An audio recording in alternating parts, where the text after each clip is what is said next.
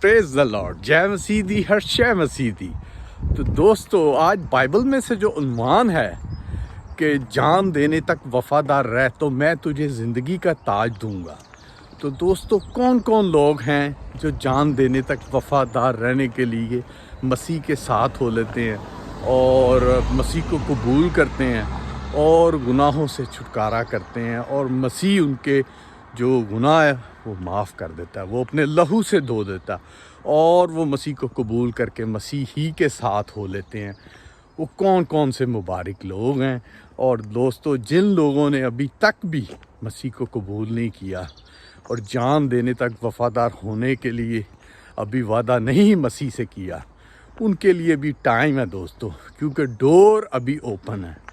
तो डोर जब ओपन होता है, आप स्टेडियम में भी दाखिल हो जाते हैं, घर में भी दाखिल हो जाते हैं। जब डोर बंद हो जाता है, लॉक लग जाता है, तो आप दरवाज़ा खटकाते ही रह जाते हैं और दरवाज़ा नहीं खुलता।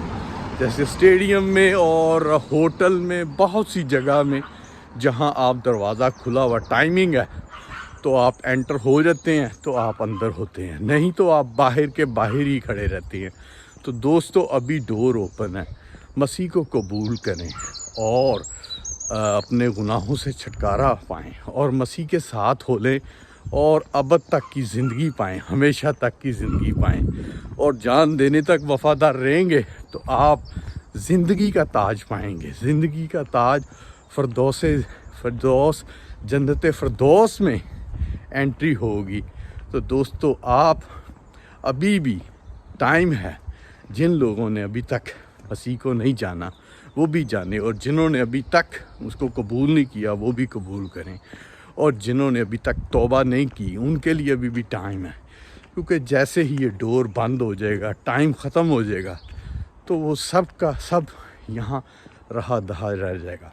और जिन्होंने तौबा नहीं की, जब एंड का टाइम यीशु की दूसरी आमद हो जाएगी तो उनके पास कोई चांस नहीं होगा।